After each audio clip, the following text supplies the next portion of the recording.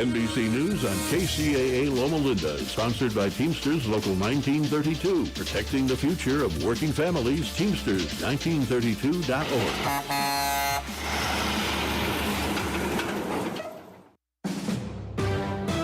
NBC News Radio, I'm Chris Coraggio. President Trump is congratulating his administration over the crime crackdown in Washington, D.C. Today, he said D.C. will soon be crime-free with the National Guard troops and federal officers on the streets. And also today, Trump said he's planning to ask Congress for an extension of the federalization of the local force in the nation's capital. The clock is already ticking on Trump's emergency powers over D.C. police that lasts for 30 days. Any extensions must be approved by Congress, and that's doubtful because he needs Democratic support. And President Trump says his virtual meeting with Ukrainian President Zelensky was a 10. He said that's how he'd rate the call. That also included Vice President Vance and European allies. The call came prior to Trump's summit with Vladimir Putin Friday in Alaska. Trump said he will impose severe penalties on Russia if Putin won't agree to a deal. Zelensky has said that Ukraine won't give up any territory to Russia and will not give up trying to gain NATO membership. Russia has demanded Ukraine give up land to reach a deal to end the war. I'm Chris Coraggio, NBC News Radio.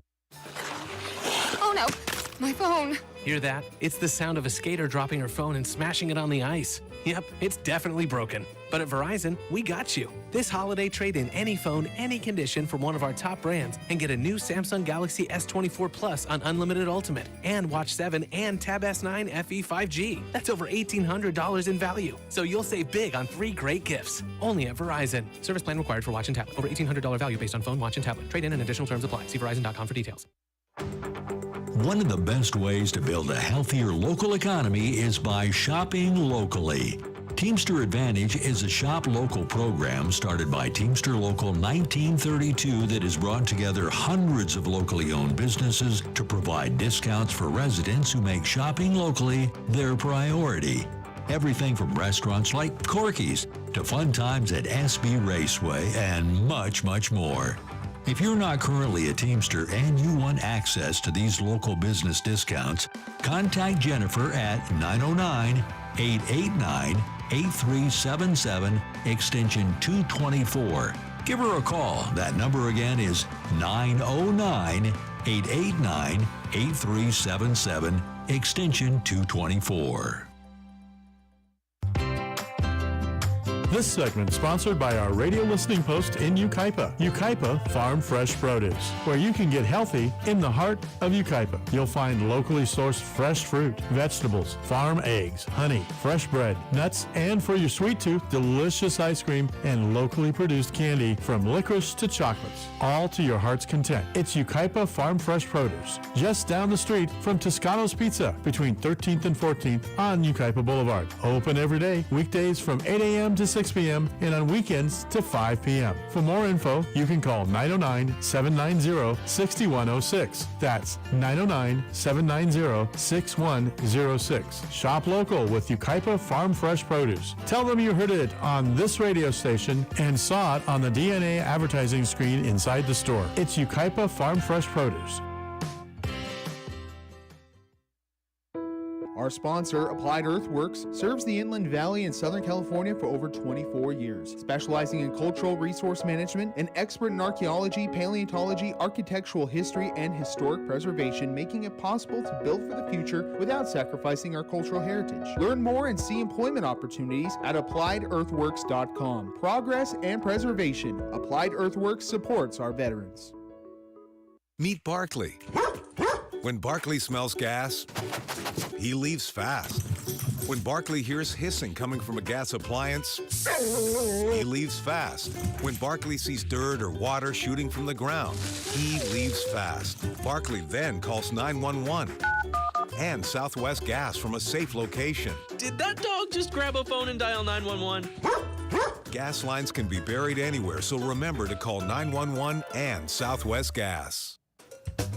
Welcome to the Worker Power Hour with Randy Corrigan, a brand new show about labor and worker issues. The host of the show is Randy Corrigan, Secretary Treasurer and Principal Office and leader of Teamsters 1932, one of the largest public sector labor unions on the West Coast, representing workers in government and non-sworn law enforcement personnel. Randy Corrigan is a 30-year Teamster who first became involved in the labor movement by volunteering his time as an organizer with the Teamsters Union at the age of 21. Since then, he's helped thousands organize, mobilize, and achieve bargaining rights. He accomplished this by spending countless hours with brave men and women all over Southern California, in their living rooms, on the picket line, to bring workers towards victory. This is the Worker Power Hour. And now here's the host of the show, Randy Corrigan.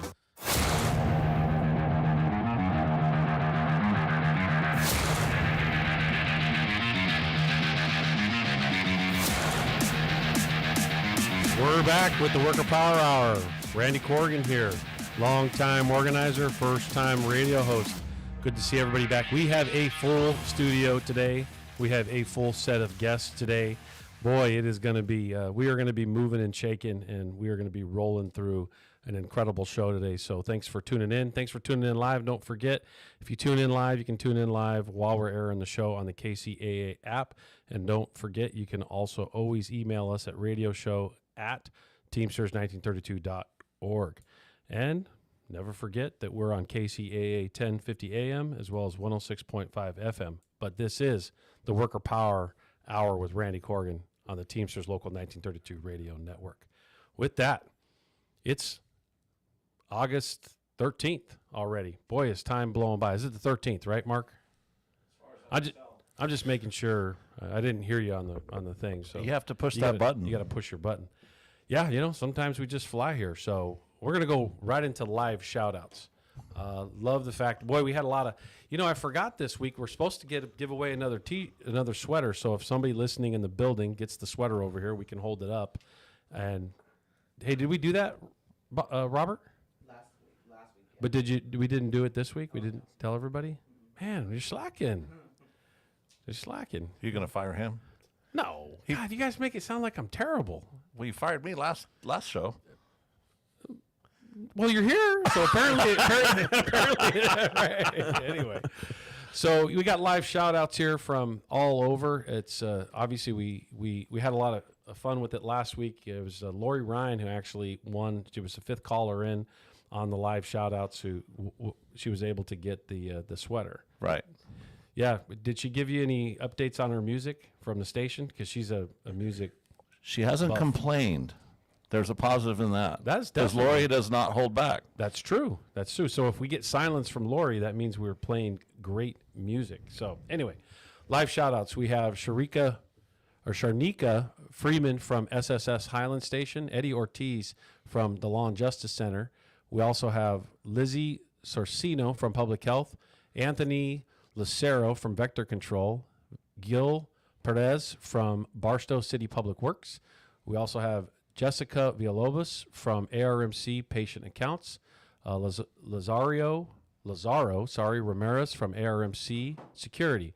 As always, Warren Pennington from Desert Water Agency, as well as Carol Ann Vega, James Estrada, Daniel Marburger, and Eli Salazar from the City of Redlands, Vicki Thompson from the City of Grand Terrace. And Vicki, thanks for the comment from our streaming our live show on Monday that we did, and we had AFGE on over the VA. So saw your comments. Thank you very much.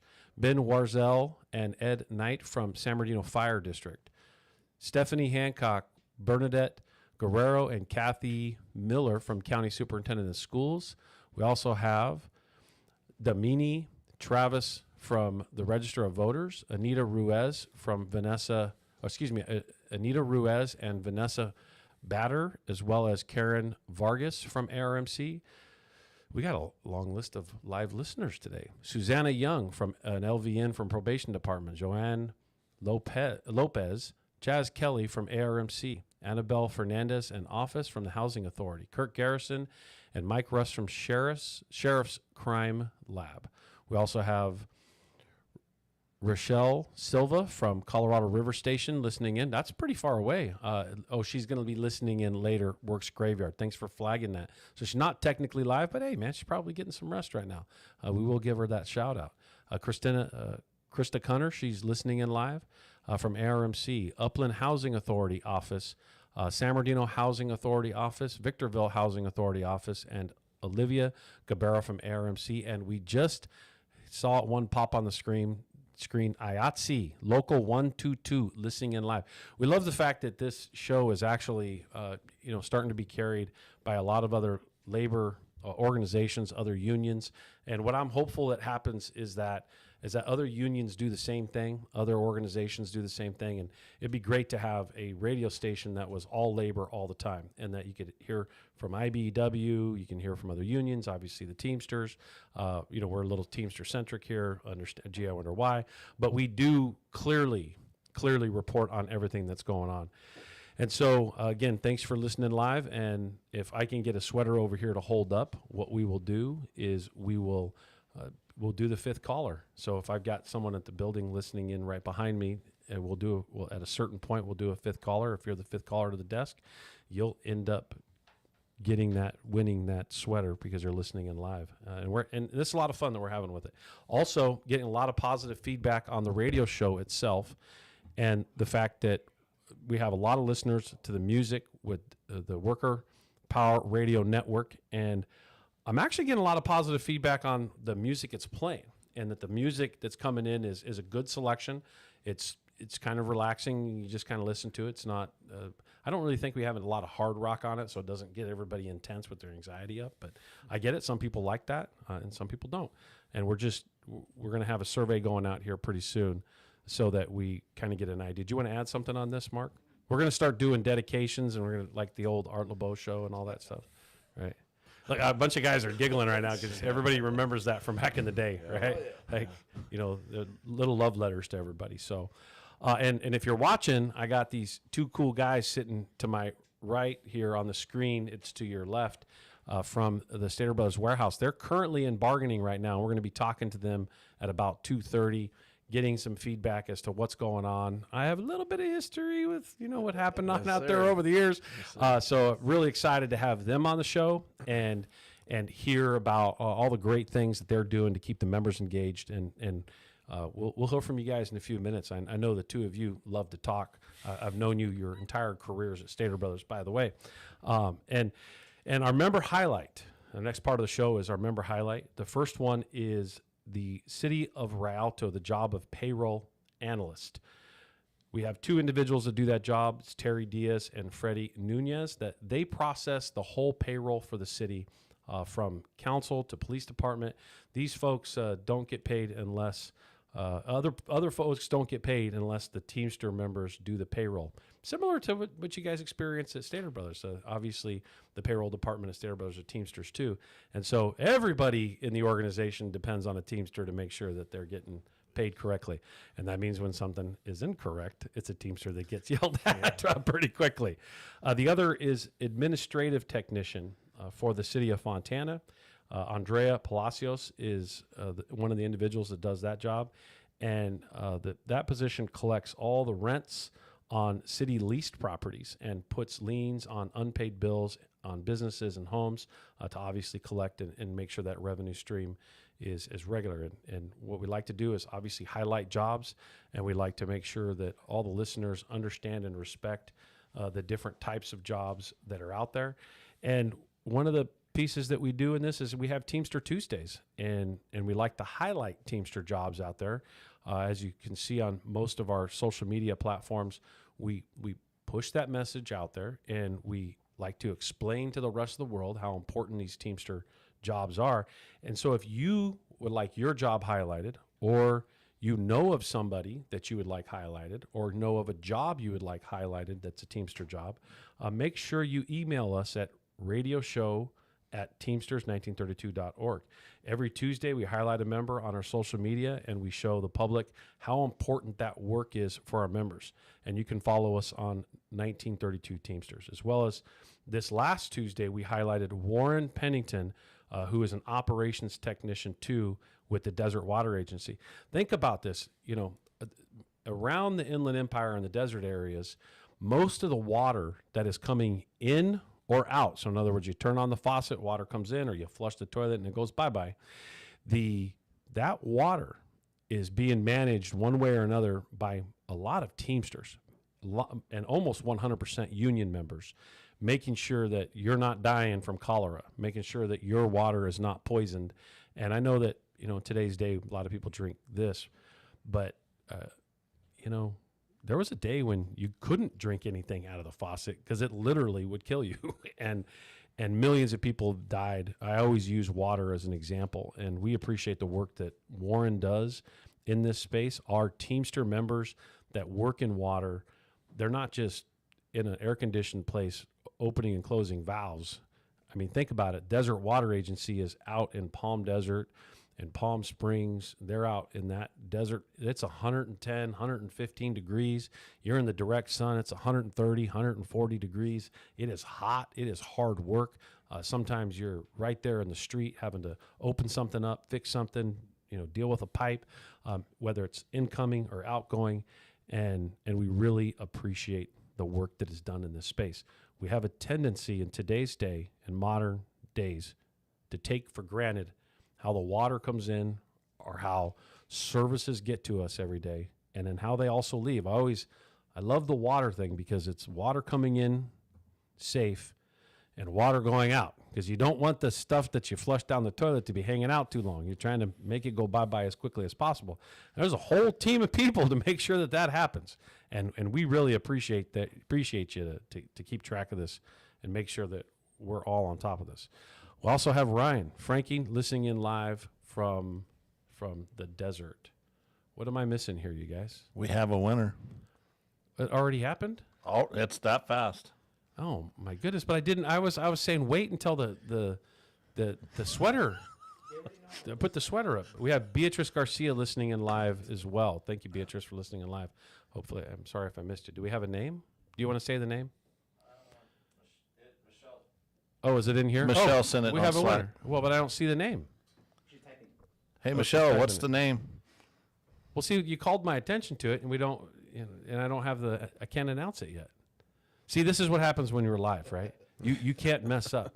And by the way, Joe, you can't cuss when we get on live here in a few minutes. I already warned Leanos over here. I'm better now. Are you sure? Oh yeah. Oh yeah. Okay. Well, I have an assistant on the dump button. Right there. Oh.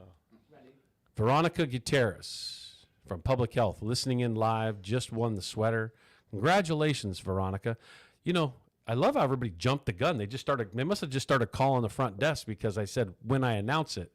Apparently they thought I announced it. So, hey, Veronica, good for you. I'm glad you called in and you were the fifth caller. That's awesome. It's fun, man. I love this. See, that means this is the engagement we're looking for. And with that, the next part of the show, I'd like to roll into some victories, things that our staff is doing around the organization, making sure that you all understand that, say, if you're listening and you're not union, you understand, like, these are the things that are happening every day in union environments. If you are a 1932 member or you're a member from any other union out there, these are the things that staff is doing on a regular basis, and this is what's going on. Some of the little things that are going on in 1932. There was a location, we had a broken AC in an office, and members were told that telework was not available yet, and so the supervisor, even though the supervisor was teleworking, we got on it, and guess what? We were able to get the members to telework as well. Hey, the supervisor's going to be chilling in the air conditioning. We got to make sure our members are too. I know my guys in the warehouse over here saying, "What? What you talking about? We don't get no air conditioning." We'll get into that in a few minutes. We represented Teamsters at National Night Out. A Teamster business agent served as both a judge and a presenter at the 8th annual brisket cook-off in the Rialto community with plenty of members present. We successfully got a member back to work after their accommodation request and was denied. We also had the county team who has successfully signed up 110 new members this month, strengthening our collective power. We held a state-led multi-agency training for cannabis and for code enforcement here at the local union just a few days ago, as well as a very successful VO training on Saturday. A lot of members showed up and learned how not to sell their union. We had at KSBD, we had nearly 40 children were able to get school supplies for the new school year donated in a school supply drive by our members here at 1932. So congratulations to everybody that chipped in and helped out there. We really appreciate that work. At DAX 5, at Amazon DAX 5, as the heat climbs this season, drivers marched on the boss this Monday, demanding that Amazon provide safer working conditions, including lower route counts, stocked first aid kits, and protective gloves. And we successfully argued a complaint made about a member based on something that was baseless, and the department determined it was unfounded, working now to have the complaint completely removed from the file. And so, is that the sweater? Here's a sweater that Veronica won. Great job. It's good to see that. Man, you guys are on it today. You guys are making it happen in here. Those are our victories. Those are the little things that are going around the organization. We actually had about another 20, 25 more, but it's actually too much to read. I just took some quick highlights. In Teamster news, many of you may have already heard this, but I just want to take a minute to really drill down on it. I really got to hand it to the general president and the leadership of this organization for being really aggressive right now. Mid-contract at UPS, there's a bunch of issues that were outstanding, and there was essentially almost a strike at UPS on Tuesday, which would have been yesterday. And it was avoided because UPS, and I'll read the headline here in a minute, UPS ultimately bowed and conceded to the things that needed to be changed.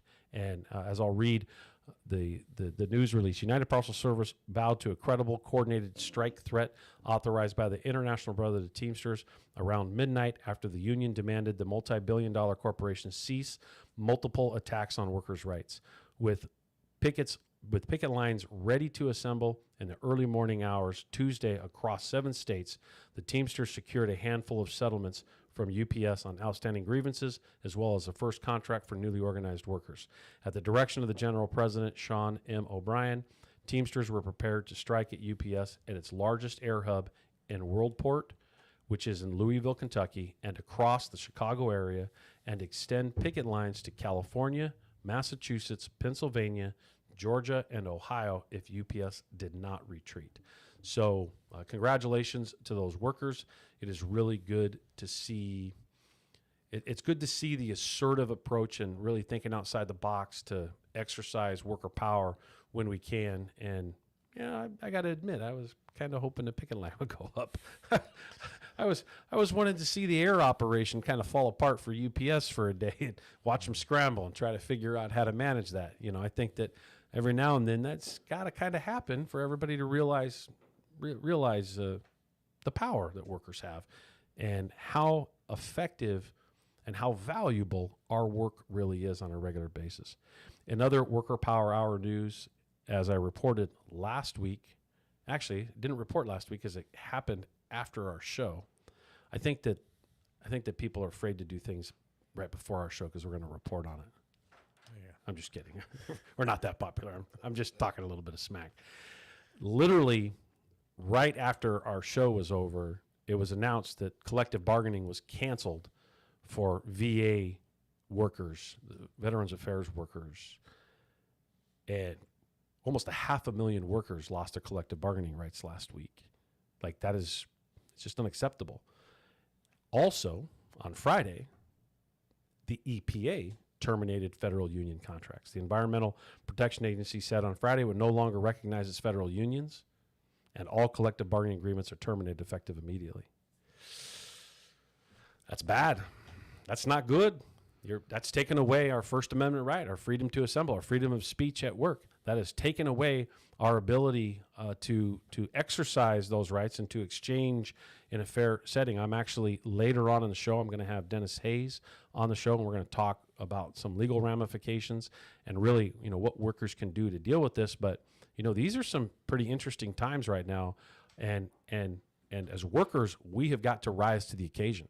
We have got to understand that we need to withhold our labor at certain points and certain times, because it was those that withheld their labor many, many decades ago that won the right for us to have collective bargaining. And we can't just kind of ignore this and say, oh, well, it's not me. Those are federal workers. They're overpaid. They're this, they're that. There's a lot of people finding out right now how important those services are. And unfortunately, people don't realize until they're gone. And if somebody can take away any worker's right to collectively bargain, that means yours is at threat at some point too.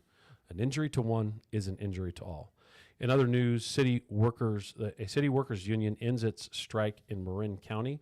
A local union representing maintenance workers, building inspectors, parks and recreation coordinators, city planners, and office assistants in Navajo ended, and that's up in Marin County, which is Northern California for those that don't know, ended on Friday after negotiations resumed. SEIU 1021 begun the strike on August 5th, but returned to the bargaining table on Thursday and are scheduled to meet again Wednesday to continue negotiations towards labor agreements. So it sounds like what they've done is they've probably made some, inroads while they were out. Figured, let's get to the table, let's get everybody back to work, and hopefully we can come to an agreement. SEIU 10-1 reported a severe recruitment and retention crisis. 1 in 5 of their represented employees has been with the city less than 5 years. The union had reported that means there's extremely high turnover. Navisto voters approved Measure M in November of 2024, replacing a prior sales tax. This measure is projected to generate $10 million annually for local priorities, including public safety, emergency response, repairs, parks, facilities, maintenance. SEIU 10-1 is claiming Navisto City Council is refusing to follow through on that promise. Look, I get it, man. People don't want to pay more in taxes. But the reality is, you dial 911, somebody answers the phone. If you want corporate America in control of the situation, when you dial 911, someone's going to say, hold, please. I need to check to see if you paid. Let me check your status first. We'll get to your emergency in a minute. I don't care that your house is burning down.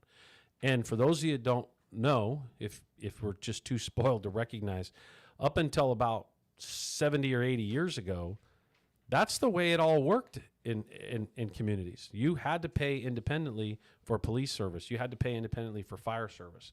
And if you didn't pay, they would put the fire hose on the house next to you, make sure it didn't burn because they were paying, but yours is going to burn to the ground. And everybody kind of got together and said, oh, maybe we have a little bit of tax that we pay to make sure this stuff's taken care of. Schools, roads, all this different stuff. Water coming in, water going out, flushing the toilet, the bad stuff go bye-bye. These are things that our tax dollars make sure the infrastructure is in place.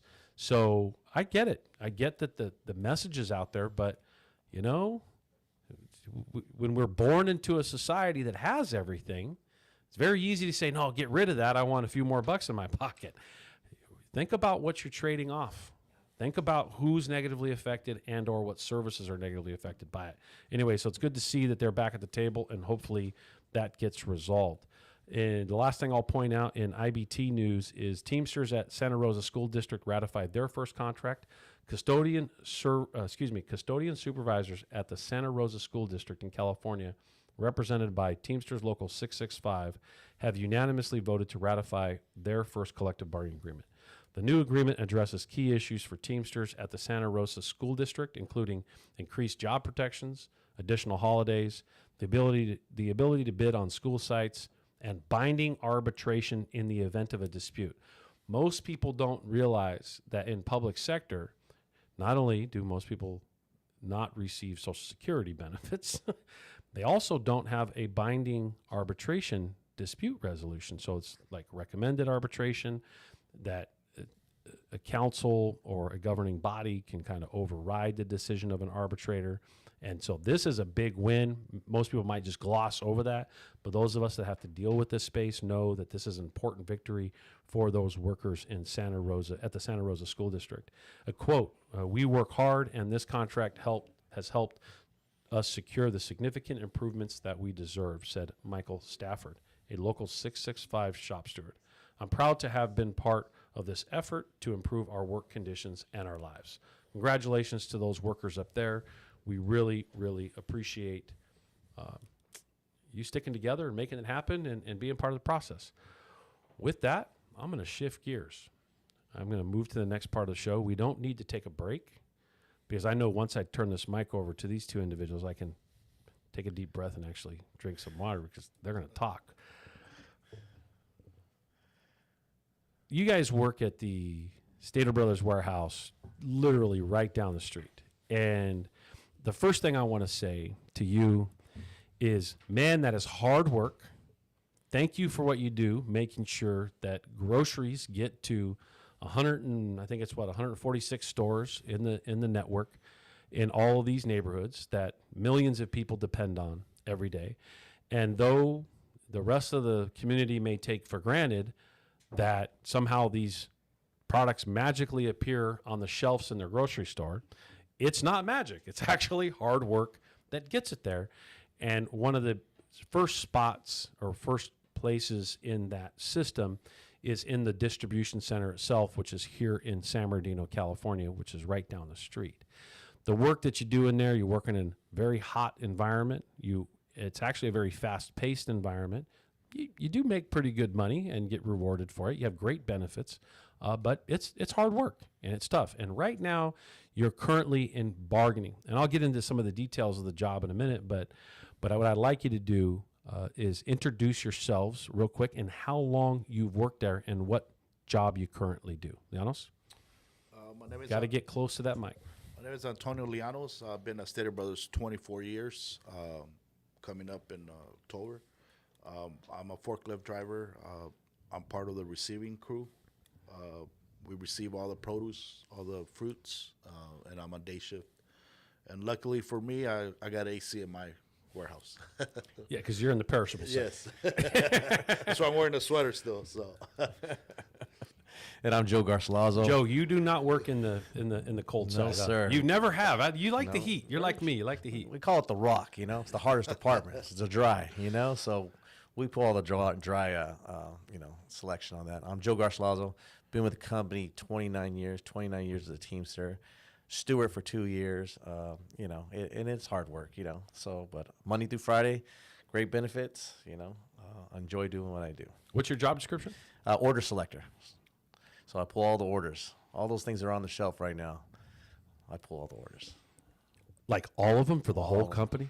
All of them, pretty for much. For every everything that's on every single shelf in the whole company. 90% of it. 90%. I got Llanos. He's got to do the receiving part. That's what I love about your arrogance. I love that. That confidence.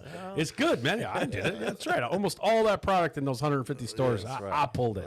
Right. And well, at some point, you probably touched both of you have touched every product in the operation at some point, right? Yeah, at some point, yeah. What's your favorite part of the job? I know it's a tough job. We'll get into the tough part of it here in a minute, but what's the most rewarding part? Or maybe what do you love about being a Teamster? I think it's the fact that we have peace of mind. You know what I mean? We know we're not going to get reprimanded or get fired for making one little mistake. Like we go do our work, and we're not perfect, you know what I mean? But at the same time, it's like I know we have to do our job. And so far, for 24 years, has helped me and my family raise my kids. So, I love it. Joe? For myself, I feel like the operation is just like it's my own business. You know, the State of Brothers has been great to us Teamsters, and just the operation runs itself, you know, and being a Teamster, you know that management's not going to mess around with you, not try to disrespect you. I can go in, do my job, and as long as I'm doing my job, there's no problem, you know. And then when it comes to a problem, then we have the Teamsters alignment. We're all union. We all come together, solidarity. And I love about that going in my job, you know. I go in, do my time, and I get paid every week, you know. And, I pay my union benefits for representation if I ever get in a situation. And I'm guaranteed a pension after my career. I'm coming up on 30, you know, my peer 80 right now. I can retire next year. And I'm excited, you know. I can still keep going. After this contract, when we get more money and everything, I might stay another 5 years. Out of all the years, obviously you're an order selector. You've done other jobs. Obviously, you've decided to stay an order selector. With that much seniority, you could clearly do other things. Right. Why do you stay an order selector? People say I'm crazy, but I love doing what I do. I just love doing what I do. I even though it's maybe physical, maybe hard, I just... That's why you're in such good shape. Look at you over there, man. I love it. People think I'm crazy, but I love doing what I do. And nobody messes with me. I go in there and make my money. I mean, I can still do it physically. I like it. I love it. You know, and people say I'm crazy about it, but that's the only thing I've done in my whole career. So let's break down order selector. What happens is, you start your day, you clock in, you get your pallet check. It used to be a tugger back in the day. Yes, sir. Back in my day. Anyway, you get your pallet check, you roll over. In the headset, kind of like what you got on now, gives you an indication of an order, and then it tells you, hey, this is where it's at. It's location in the operation, and essentially you got to grab a case, you got to set it on the pallet, and you got to stack it, and you got to keep doing that over and over Over and and over over and and over over. and over and All over day and long. over and over and All day over and long. over and over all day long. Yeah. You know, to the count of thousands of cases. And go ahead. In the heat. Yeah. Yeah. You know, And it gets hot. And it gets hot. This is unless you're over with them. Yeah. Because you got the seniority to now go to the air I do. conditioning side. I do. I just love doing what I do, though. I mean, it's great. You know, there's nothing more to say about it. It's just great. What are your favorite aisles? Picking what product? What do you feel everybody's- like you can blow through the best? 17. They call me the paper boy. You know, it's just Yeah, well, paper. come on, it's You paper. know, I don't know. It's paper, I guess. You know. Back in my day, paper was 30-31. I don't know if you guys remember Barton when it was on 30-31. Yeah. Anyway, that's a long time ago. Long time ago. I was there with you. I mean, well, before you. I mean, after you. I was there. But 17's the aisle now for 17. us. 17. Yeah, so. Llanos, how about you? You know, what's your favorite area to pull when you were pulling? Or did you pull? No, I did pull. I pulled. I mean, did you really pull? I'm just kidding. I did. Remember, I represented you, buddy. I know. How's your business Yeah, agent? I pulled a fast one a couple of. No, I used to pull to you know, I got the seniority to get a forklift, so I was like, I'll let the machine do the heavy lifting instead of, you know, my back. Right. What's your obviously you're imperishable now. What's your kind of your preferred? Because, you know, like you said, you like to be in this particular area, and what I've always found over the years is you know, obviously having some history there, is that people gravitated to a particular area, and doesn't necessarily mean it's the easiest, right? Yeah. It's what you liked. It's what that individual liked, and sometimes you scratched your head and said, "Man, why does Llanos like that stuff?" But hey, it's good for you. What's your favorite area? On the forklift side, I think the majority of it is produce. Because it's light. The light boxes, you know, you don't. Watermelons are light? We consider that Palm Springs. That's, you know, A little tougher? A little bit tougher.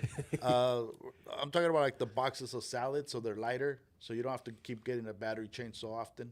You know. You know, I'm hearing something here. I want to get on a forklift because I want that to do the work, and then I'm in this area because I want it's lighter boxes. You know, working smarter, not harder, right? Right. Yeah. I got you. Unless you start finding out, like I said, the heavier the pallet, it's going to drain your battery faster. So you don't want to be going to the battery room every hour and a half to, you know, you just want to continue working. So you try to go to the lighter side and make it last, make your battery last. And how long you been on a lift? Since like almost 15 years. 15 years. Isn't it crazy? Time's just blown by. Yeah. Blown by.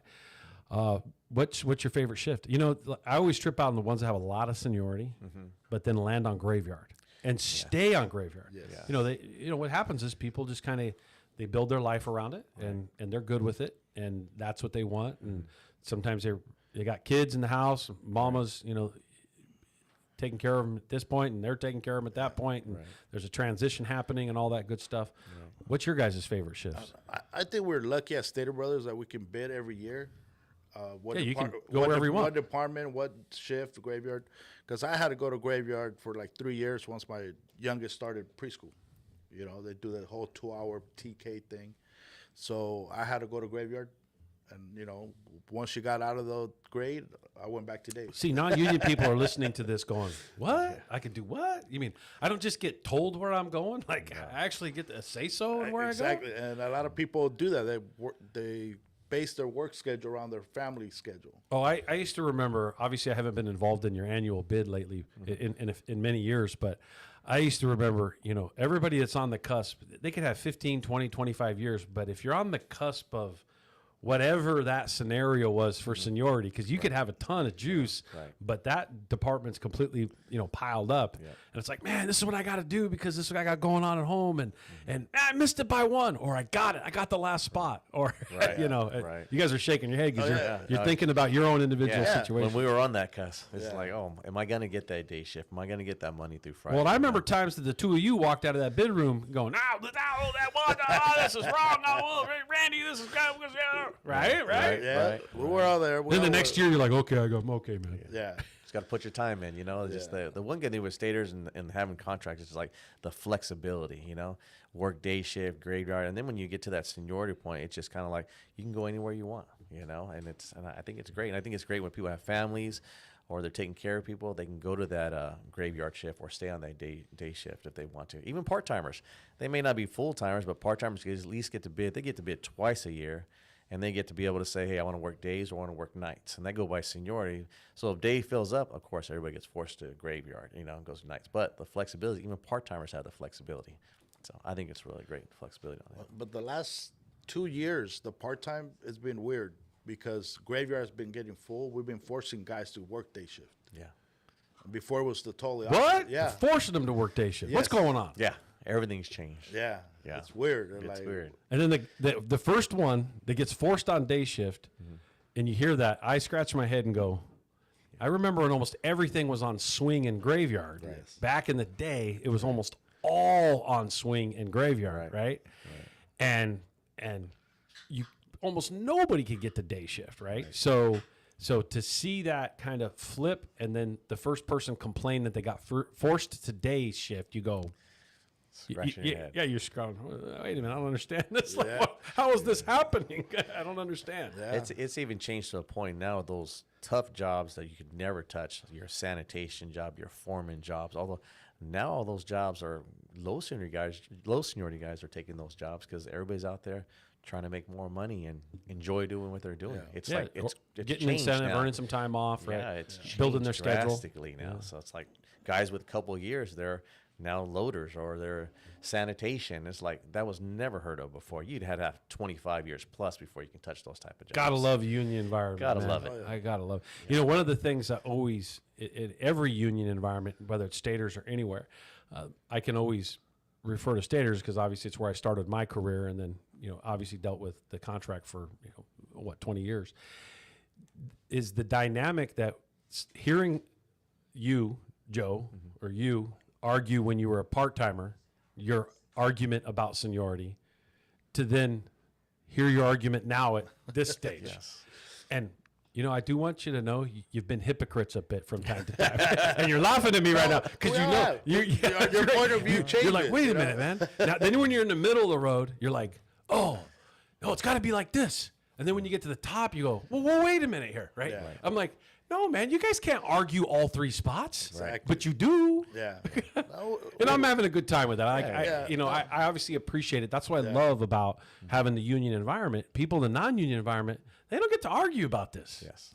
And what does that? How does that make you feel, seeing millions of people out there that are in a non-union environment doing the same work you're doing and obviously getting crushed?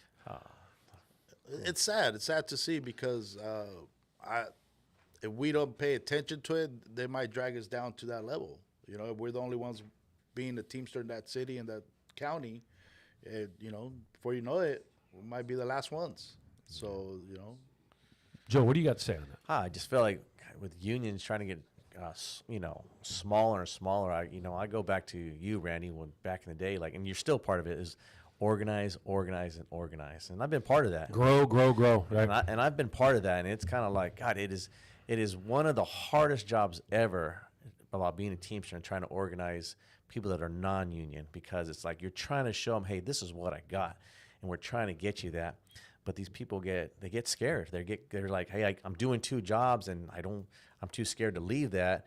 And you're trying to show them a different path. Like, hey, we're trying to organize you. We want you to become union. These are all these benefits that we're getting. And it's hard to convince. I agree with you, Randy. Like back in the day, even till now, it's like organizing is the hardest thing to try to convince somebody to go union, because they're afraid, and they don't believe it, and you get all these union busters that want to break up and put pressure on them and saying they're going to lose their job, and I understand that, because they got families and stuff like that. But they got to rise to the occasion, because we can't allow fear to get in our way in these spaces. So, and with that, let's transition a little bit here. You're currently in bargaining right now. Matter of fact, I think you guys had a day of bargaining today, right? Yes, sir. Yeah, and so obviously, you all know how I work. I worked with you for many years. I don't want to talk about what's specifically happening in bargaining. That's not the purpose of coming on the show. The purpose is to talk about why it's important to stick together while we're bargaining, right? Like making sure that solidarity, and we're not undermining each other, and we're not, beating each other up, or, that we're making sure that we're unified, because we want to be firm and fair at the same time. Would you agree? I agree. So Tell me the dynamic. You guys have been through, many contract fights over the years. I know you appreciate the company, but you also know that you got a process to go through with bargaining right now. Yes. And part of that process is making sure that the membership is all on the same page. And one of the things I think you guys enjoy there is you got a good, strong membership. They work hard. They're the hardest working. Look, I've been all over the industry. I've represented almost every company. Actually, I have represented just about every company in the industry at one time or another. And there is no other you're the hardest working group in the industry by far. Now, there's reasons for that, and you get compensated on the incentive program and the standard and all that. However, you guys come in, you smash, you get it done, and you get out. And like you said, you get in there, you enjoy it, you want to pound through it, but you also want to make sure that's fair too, right? So why don't you talk about that dynamic and how being in bargaining right now, what it means to you, being part of that process, being at the table, knowing that the membership has your back, knowing that you guys are wearing shirts to show solidarity. What are the things that you're doing inside? I know I've asked you 3 or 4 questions. I'm just kind of throwing stuff at you to say, hey, let listeners feel what it's like to be on this bargaining committee for Stater Brothers Warehouse, as well as what it's like to be in that operation.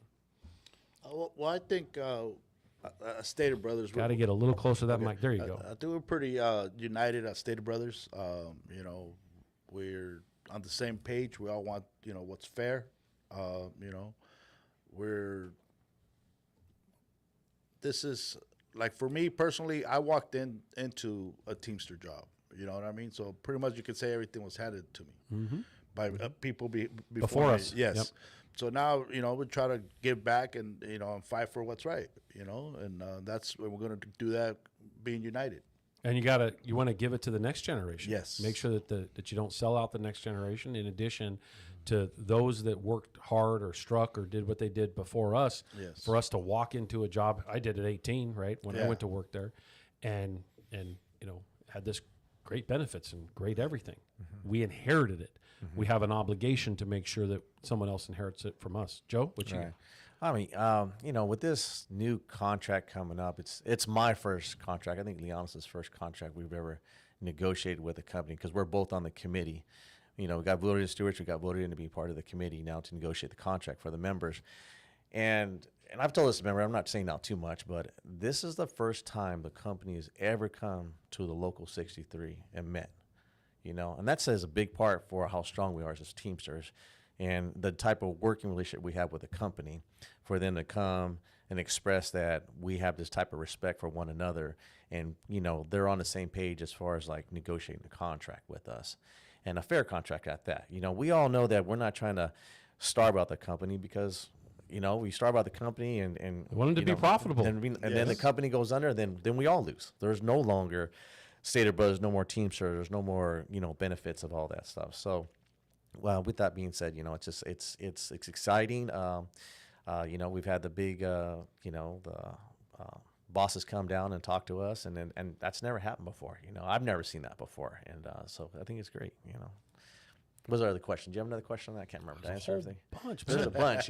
I'm trying not to say too much. I know. So talk about the solidarity a little bit amongst your peers, right?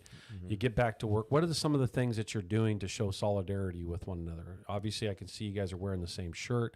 There's other actions. I know you guys have, before you've kind of shut down a shift, and everybody comes to the front and calls out supervision and says, hey, we're all standing behind our bargaining team. We've all had a lot of fun with this stuff over the years. But what are you doing? What's happening live in there right now? What's that kind of stuff? Well, we're laughing. Something you can talk about. Remember, keep your hand close to that button over there.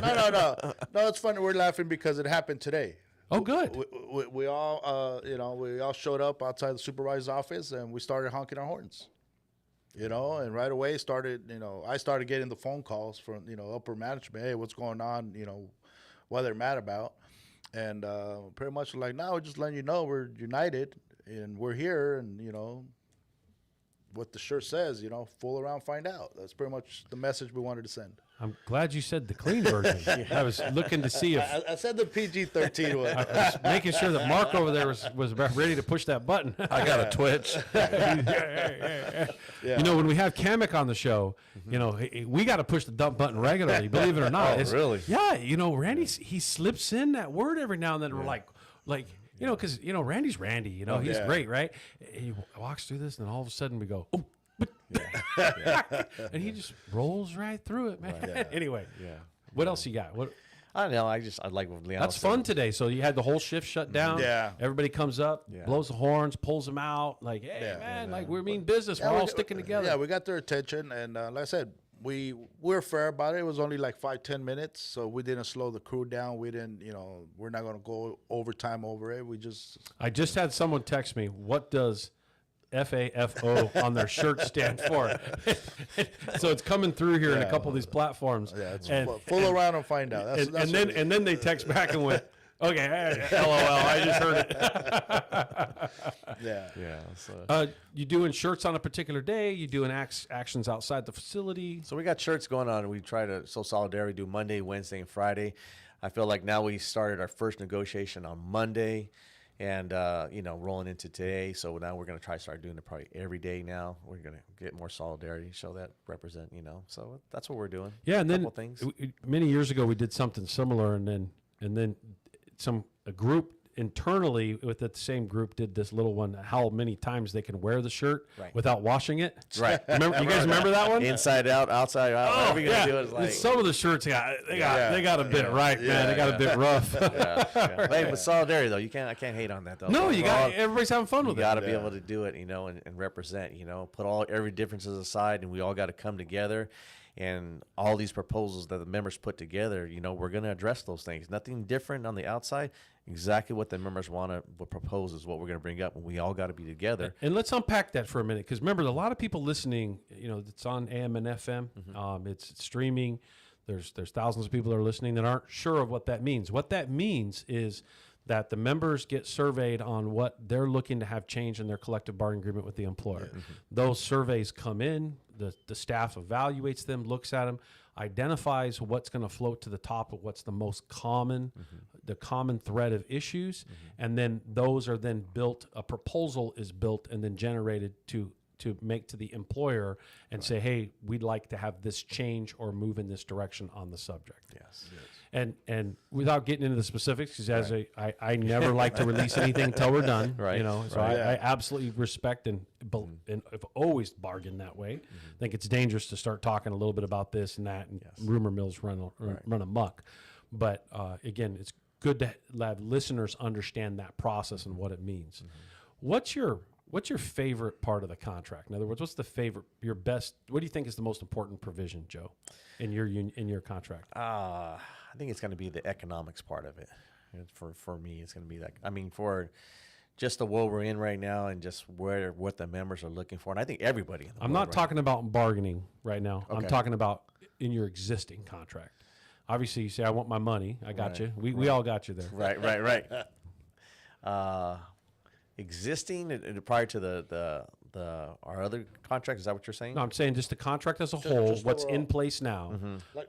Can I cut in? Yeah, go ahead. Of course you can. You got a mic in front of you. Cut in any time. Well, I don't want to You're not interrupt shy. them. I don't want to interrupt them. But I think for me, it's like a grievance. If we disagree on grievance something, procedure, a supervisor, you know, just writes us up or whatever. Like, wait a minute, I didn't do what you're accusing me of. I'm going to follow. And you got a right to pull them into a meeting. Huh? Exactly. You got a right to sit them down. Exactly. You got a right to argue your position. Yes. That's right. Yeah, that's the part. And they have to answer you. Yes. Remember, there's all kinds of people listening that think this is fantasy land. Right. Yeah. Right. No, that's why to me it's the grievance part. Like It I is. said, That's actually that's a very important part. So you know, and I have a couple thrown away, you know, on me because like I didn't do what you're accusing me of doing, and sure enough, they didn't. So just threw it away. And what's the whole adage of union members are lazy? Oh no, it's a bad rap that we get. I don't know why or how we got it. It's a BS narrative. I almost said it. I almost had to get dumped. It's just a narrative that's created to make unions look bad. That's all it is. That's all it is. Because if there's lazy workers, it's the employer's responsibility to deal with it. Right. Yes. Right.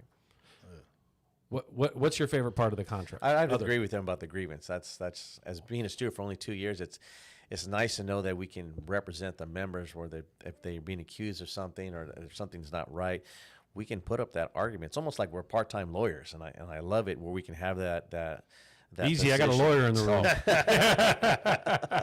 And then we have other people in place that if we can't get anywhere there, and then that's when we call in our business agent, Augie Luna, to help us out with this. And if we have to sit down the company and bring their bosses down, we bring our bosses down to negotiate whatever the issue is on our grievances. And that's just unheard of, And I totally agree with Leonis. That's one of the best parts that we have, and to negotiate something like that. One of my favorite parts of any contract, and specifically yours, is the timeliness, because remember the grievance procedure, you've got a certain amount of time to file a grievance, right? Yes. And then there's always this timeliness on you. You got a certain amount of time to deliver. You got a certain pick this, you got to do this, put this away, right? Yeah, right.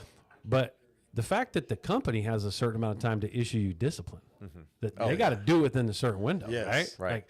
Like non-union people are listening to this right now going, what? What do you mean they got a certain amount of time? Yeah, they can't cherry pick and months later, weeks later, say, oh, you did this back in March, and it's, August. Yeah. They can't do that. Like, for me, that's one of I love that because you're like, what took you so long to get to it? Right? Yeah. Anyway, I just wanted to point that out. I like that too, along with the infractions, right? You can't be going the steps of discipline. Steps of discipline. They got to follow the steps of discipline. They can't, on their first time, it's a warning, right? They can't just suspend you on the first time. Like, wait a minute. There's no. See, non-union people are hearing this going, what? You never gave me a warning. You didn't give me a written warning, a verbal warning, nothing. You just got. Yeah. And how many people have been restored back to work, or the issue's been resolved as a result of them not stepping properly? A lot have. So what kind of message, we just got about 3 minutes here, a little more than 3 minutes. What message do you want to send to other people or the members you're working with, or all the guys? Hey, by the way, all you listening from there, I love you. That's my home. That's where I came from. That's right. I miss you guys. Love being around you. Really, really appreciate you coming in. You guys are welcome anytime. Just let me know you want to get in here, and I'll bump somebody off the show. Hey, it's my show. Isn't that cool? I get to do what I want, man. That's kind of cool. Anyway, what do you want to say to everybody? No, I mean, just we're Teamsters. We're not what the bad rap you said earlier, right? We're hard workers, and we're showing that, trying to give back by trying to organize. We're trying to organize Amazon.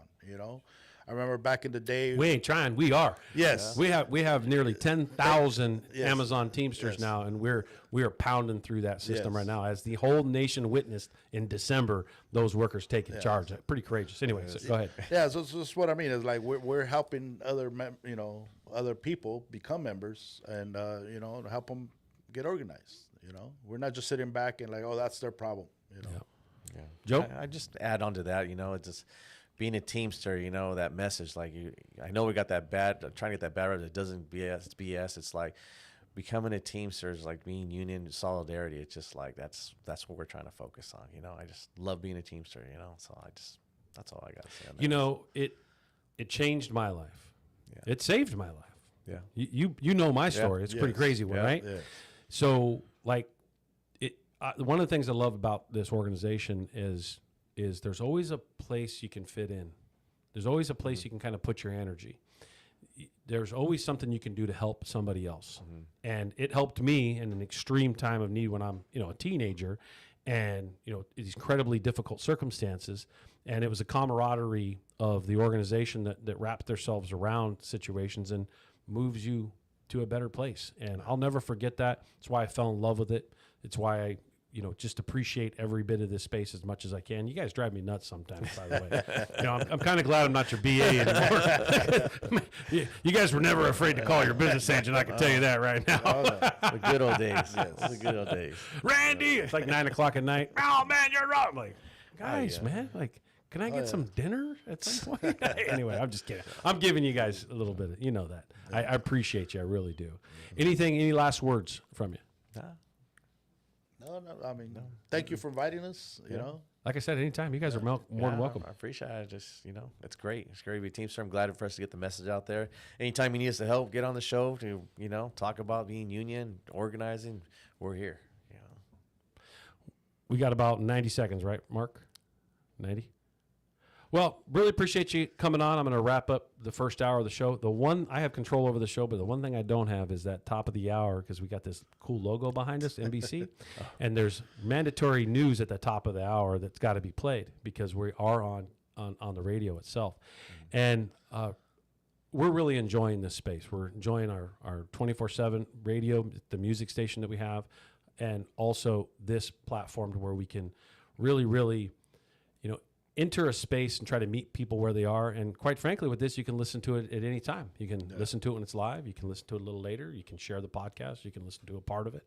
And hopefully we can do more of it. And anytime you guys want to come on and help us and help spread the word with other workers, we find that our most shared episodes are our Amazon ones. They really go big. So with that, this is the Worker Power Hour with Randy Corrigan on the Teamsters 1932 Broadcast Network. Longtime organizer, first-time radio host. Take it away, Mark. NBC News on KCAA Loma Linda, sponsored by Teamsters Local 1932, protecting the future of working families. Teamsters1932.org.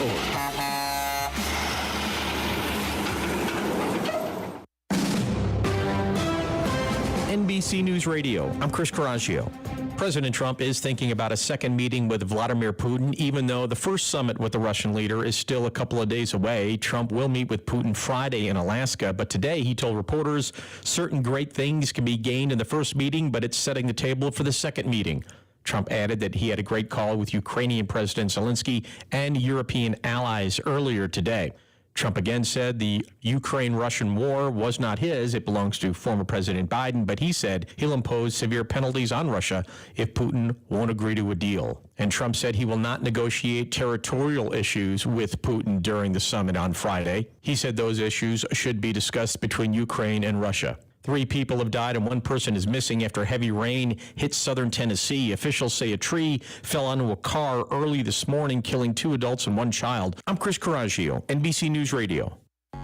Located in the heart of San Bernardino, California, the Teamsters Local 1932 Training Center is designed to train workers for high-demand, good-paying jobs in various industries throughout the Inland Empire. If you want a pathway to a high-paying job and the respect that comes with a union contract, visit 1932trainingcenter.org to enroll today. That's 1932trainingcenter.org. Tahibo Tea Club's original Pure Pau d'Arco Super Tea comes from the only tree in the world that fungus does not grow on. As a result, it naturally has antifungal, anti-infection, antiviral, antibacterial, anti-inflammation, and anti-parasite properties. So the tea is great for healthy people because it helps build the immune system, and it can truly be miraculous for someone fighting a potentially life-threatening disease due to an infection, diabetes, or cancer. The tea is also organic and naturally caffeine-free. A 1-pound package of tea is $49.95, which includes shipping. To order, please visit TahiboTeaClub.com. Tahibo is spelled T like Tom, A-H-E-E-B like boy, O, then continue with the word tea and then the word club. The complete website is TahiboTeaClub.com or call us at 818-610-8088, Monday through Saturday, 9 a.m. to 5 p.m. California time. That's 818-610-8088, TahiboTeaClub.com. KCAA, where life's much better. So download the app in your smart device today. Listen everywhere and anywhere, whether you're in Southern California, Texas, or sailing on the Gulf of Mexico. Life's a breeze with KCAA. Download the app in your smart device today. I'll be sailing out of yesterday in the Gulf of Mexico.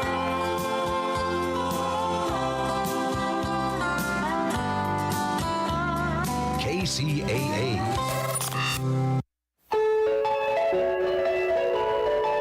This important time-sensitive message is brought to you by this station's generous sponsor, George Litchfield Associates, who has important Medicare information for all current and future Medicare recipients about some big changes happening. Medicare Clarified. Medicare is a nonprofit consumer service organization. It's more important than ever to review your Medicare plan for 2025 from October 15th through December 7th. To find out if you're in the right plan for you, people are calling 951-769-0005. 951-769-0005. A popular and local Medicare plan is improving. Others are raising co-pays and adding deductibles. Biggest changes in the Medicare drug program in 15 years. We thank George Litchfield and Litchfield Insurance for their generous support of this radio station.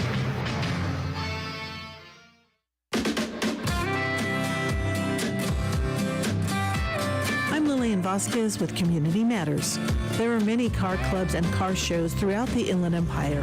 I visited a car show in Yucaipa and spoke with David Avila, president of Past Pleasures Car Club. He shared about the club, its purpose, and when it first began. Well, it's kind of a debate. We believe that the first organized group was around 1979, but more officially closer to 1986 or 87. We gathered to help celebrate the Southern California car culture of the 40s, 50s, 60s, and 70s.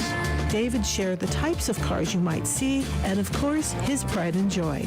We see all kinds of cars from early model hot rods to very, very well-appointed custom cars, all makes and models. We have everything that's pre-80. I have a 1966 Chevelle Malibu, the yellow one here, my pride and joy, but everyone just brings whatever they have. There's several cars that are under various stages of construction and restoration, and we enjoy seeing them and seeing the progress every month that they bring. It's just a wonderful event, and it's a nice family-friendly. We have bubble gum blowing contests, hula hoops, a limbo contest. It's just a wonderful family event, and we encourage everybody who has a car or don't have a car, come over here and enjoy the camaraderie that we have, again, celebrating the Southern California car culture. You don't have to have a car in the show. Spectators and car enthusiasts are encouraged to check out the classics. It's free to attend. The Past Pleasure Car Club shows off their cars the first Friday of the month from April through November, located in the Ross parking lot on Yucaipa Boulevard. For Community Matters, I'm Lillian Vasquez.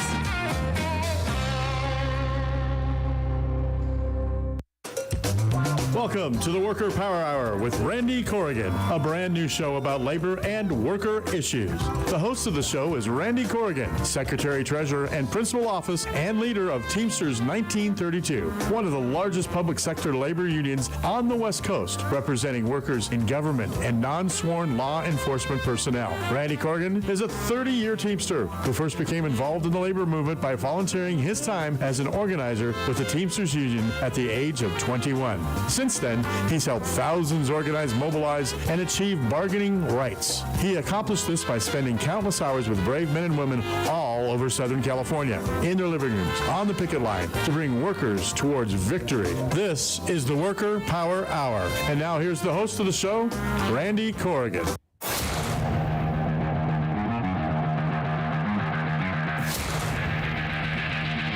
We're back on the Worker Power Hour. This is the Worker Power with Randy Corrigan and the Teamsters 1932 Broadcast Network.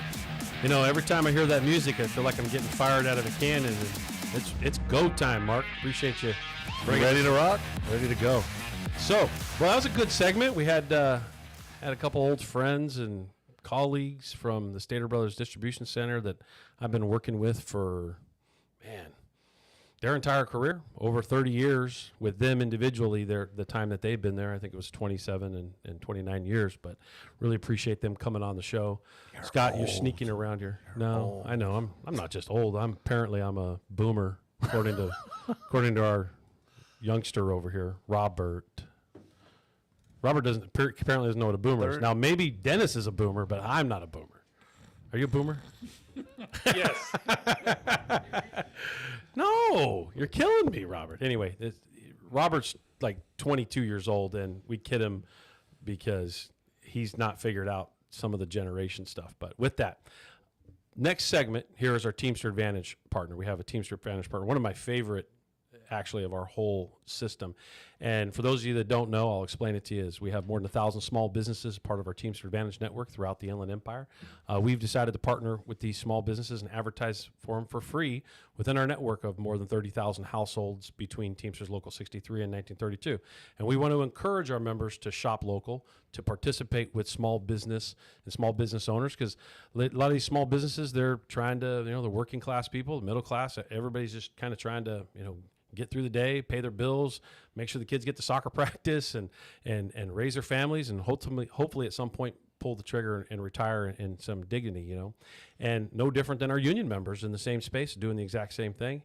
And quite frankly, union members make the most money in the region for the most part. They're the ones that are going to be spending the most money in these small businesses. And we want to encourage them to go into a Corky's versus, let's say, an Applebee's, right? Go into somewhere that's a proprietor in the area, a small business owner, or a local shop, or services in the area, so that the money recirculates through the economy in the area versus being shipped out to Alabama or North Carolina or some other part of the country. Keep the money home as much as we can. Anyway, with that, we're proud of the fact that we're in almost 30 chambers of commerce across the Inland Empire. As a matter of fact, we're on some of the boards, currently on some of those boards, and we've served as the president in some of those chambers as well. Tomorrow, I will actually be speaking at the Fontana Chamber of Commerce. Correct. And tomorrow night, we have our first dinner with our Teamster Advantage restaurant, Johnny Russo's in Banning. Correct. And hopefully you're on the RSVP list. Once a month, we're going to be landing on a restaurant and having dinner with not all of our members, clearly, but an invite-only sort of, kind of showcase the restaurant, and then we can get some people to come on the show and talk about what they had and how good the food was. And so, do you want to talk a little bit about that real quick? No, I'm just hanging here in case you need me. All right, thanks. Anyway, with that, we have Mike here from Corky's and September's, correct? That's correct. Corky's Kitchen and Bakery and September's Taproom and Eatery. Well, man, if anybody's had a pie in the IE from Corky's, they know they better get it from you versus getting it from anywhere else. Great pies. Your skillets in the morning for me for breakfast, killer. I mean, they're the best out of anywhere in the IE. September's one of my favorite places to go and eat. Great variety. Food, I have never, my personal opinion, never had anything bad on the menu. My wife says that I don't complain about food. I obviously look like I don't complain. But September's is always at the top of my list of some place to go if I'm going to go grab a bite to eat, or we got a few people to get together, or if I just want to go out that night. My wife, not so much. She's like, I want to go to this place over here or there. But I really appreciate what you do for the community. I appreciate the product you put out. Thanks for coming on the show, Mike. You want to talk a little bit about our relationship? Yeah, absolutely. We have a relationship. We've had a relationship with you guys for since 2018. I've heard that the discount needs a little bit of work, so we're going to revisit that. Well, thank you. But we'll never say no. Yeah, right. Of course. But other than that, just a little background on Corky's Kitchen and Bakery. We started in the Empire in 2007, and we've grown primarily throughout the Inland Empire. We have one store in South Orange County, but everything else is Inland Empire grown. This is where I was born and raised for the most part. And then the September's Taproom and Eatery, the same situation. We've got every single location is either based in Riverside or San Bernardino County. So very, very local. What's your favorite dish what do you think is the best dish let's start with September's. September's would probably be our tasso gravy fries. It's lots of calories, but it's amazing. It's mozzarella cheese and tasso ham gravy that's made from scratch. Most everything that we do at September's and Corky's is items made from scratch in-house. We've got a lot of preparation that we do every day, and cut our own vegetables. We're not buying anything already prepackaged or processed. Yeah, you can tell everything's fresh there. Yeah, absolutely. Grate our own cheese, cut our own lettuce. Everything's made every single day. How about Corky's? What do you think's your best dish there? For breakfast, probably our chicken fried steak. It's made in-house as well. Delicious. And then I think for a dinner item, I'm going to probably go with our meatloaf.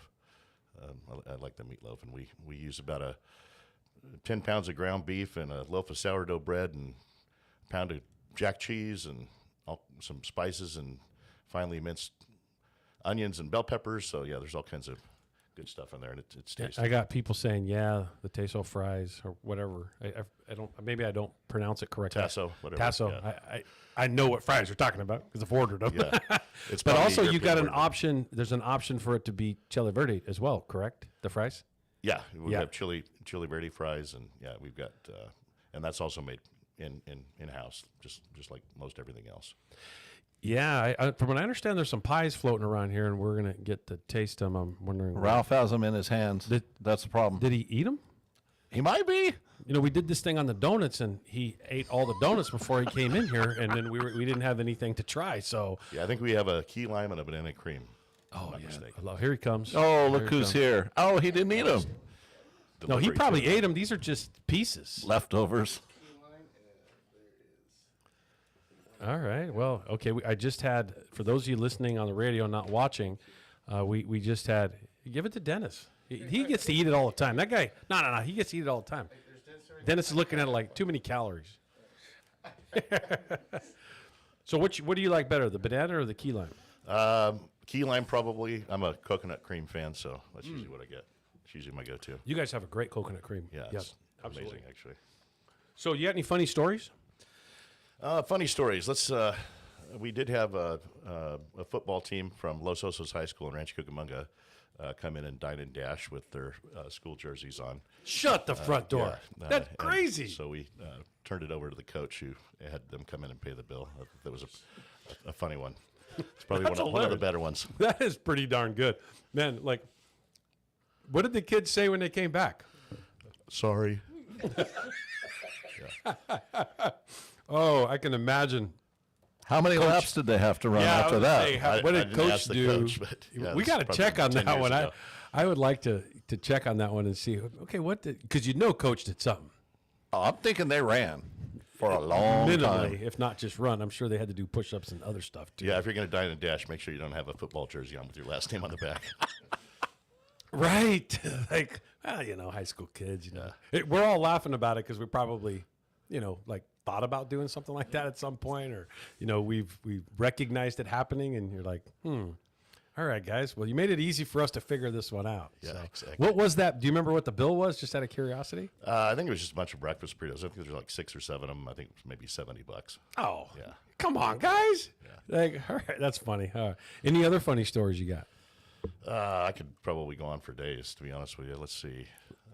I tell you, listeners love to hear the funny stories that has to do with the restaurant. We've had some humdingers on here, man. We had some pretty crazy. Greg, you got any good ones that have happened lately? I think the story about just how you grew the brand, living above the restaurant. Oh, yeah. I don't know how funny that is, but yeah. No, tell us that. That's a good story. How you grew the brand. Now, when we started in business, we were undercapitalized, and my wife and I sold our house, then rented a house and couldn't afford the rent, and then we moved to a restaurant down on Etowanda in Rancho Cucamonga. Above it, there was 900 square feet. Moved my kids and my family and 2 cats and a brother-in-law in 900 square feet. We lived there for about 2 years until we got enough cash to kind of get things rolling again and get our own living space besides living above the restaurant. So that was an interesting time. It wasn't super funny. I enjoyed it, but my wife didn't care for it much. Yeah. What's that? That was called Toll's Restaurant, right? Toll House Cafe at the time. Yeah, it was on Etowanda and Whitram. I remember. Yeah. I actually remember. Yeah, absolutely. Yeah, that building's since been torn down. Yeah. Again, really appreciate the relationship that we have. We just got a couple more minutes. Anything else you want to share? Plus, you also do a lot of stuff with the community. We do. We have Corky's Kitchen for Cancer coming up, which supports the Loma Linda Children's Pediatric Ward. Donate 50 cents a cookie if you just buy one of our regular cookies, and $1.25 for one of our ribbon cookies. We'll be doing that all month long for the month of September. I think last year we raised close to $30,000, and we've upped the ante a little bit. We're hoping to raise $60,000. And this is stuff that goes right back into Loma Linda Children's Hospital. It doesn't go into some slush fund. We're actually buying like toys and stuff for kids that are that have cancer and that can't leave the hospital because they're that sick. So And then on the September side, we're doing, last year we started partnering. I think we raised about $30,000 for that too, Tunnel to Towers, a great organization. About 95% of all of the proceeds that goes into Tunnel to Towers goes back to the service members and the first responders that actually need the money. And they build houses for them, especially if they've been paralyzed or they've got some lifelong issues. So it's another great cause. So those are two things we do throughout the month of September. It's called September at September's. It's also football season getting ready to start. So come on in, and we've got 20 TVs at a minimum at every single September's location. You go to the one in Redlands, we've got 50 TVs there between the inside and out. And you have some of your own beers too, right? We don't have any of our own beers, but we do some craft work with some local craft breweries that put our name on. Oh, I thought some of them were yours. Yeah. Yeah, we don't. But they got your name on it. Yeah, so. we don't do any brewing ourselves, but yeah, all local craft brews. And we try to keep the breweries within a close radius of where we're operating. So if you're in Rancho Cucamonga, you've got some Hamilton beer. If you're in Redlands, you've got Escape Brewery. So we do some different types of stuff locally with the craft brews. Yeah, and if you're looking to host a party, if you're looking to have an event, you guys do a great job of hosting that in some of those spaces. So, great job with that. Before we wrap up, Mike, first of all, I want to tell you, you got a great voice. You could host for me. Thank you. You could fill in. Yeah. What do you think? No. I'll keep my day job. yeah, right, exactly. I'll keep my day job. I said the same thing. I don't know if you heard when I first started, I always say long-time organizer, first-time radio host. Because when you just start doing this and you're going to make errors and you're live, you need an excuse because you make a lot of them, Right. especially when you're live. It's not like I can go back and fix all this. And, yeah, that guy can push the button and dump something I accidentally say. But for the most part, you're rolling. You're on, and you can't make a mistake for a bit. But in all seriousness, we really appreciate you coming on. We appreciate the relationship you have with us, most importantly with the community, and what you do for the community every day. I think that these stories don't get talked about enough in modern day, and what we're trying to do with our platforms is just, have that voice out there and explain it and talk about these relationships that can be built, and that in all reality, as much fighting that goes on in America right now with one another, there's more that we can actually agree on than disagree on. If we spend all of our time on the disagreement, we get nothing done. If we look at the things we can agree on, like spaces like this that we just talked about, we can get a lot more done, including helping the community like you do with Loma Linda. Loma Linda, we do something similar with them every single year. It's actually one of our favorite events, and our members really love to participate in that and help and hand out the bikes and hand out the toys and just kind of, help, because those are very challenging situations for those families, for those children that are at Loma Linda Hospital. So thank you for doing something very similar with your organization. We really appreciate that. Well, thank you. We appreciate that. And thanks for coming on the show, and thanks for, living in that small little 900 square feet for a while and now having restaurants all over the place to make that happen. Yeah. Because, that's a pretty good story. Yeah, thank you. Yeah, we enjoy the IE, that's for sure. Anything you want to close on before I take a quick break? I don't think so. I think that covers it. Well, thanks for your business, by the way. Yeah, I believe me. You guys out there. You guys are one of the most popular Teamster Advantage partners. Just from us hearing where everybody goes and what one of the places that they like. So know that you're at the top of that list. We're proud of that relationship, and we're proud of the fact that we're constantly encouraging our members to kind of participate in. Key lime pie, I'm with you. Key lime pie was better than the banana. They were both very, very good. I'm not sure. I mean, the key lime was arguably one of the better key limes I've ever had. That's really, really good key lime. So, yeah, home run there. Awesome, thank you. I'm really glad you enjoyed it. Well, I can't tell you how good it makes me feel to know you enjoyed your pie. Oh, would you like some? I licked the bowl. Would you like some?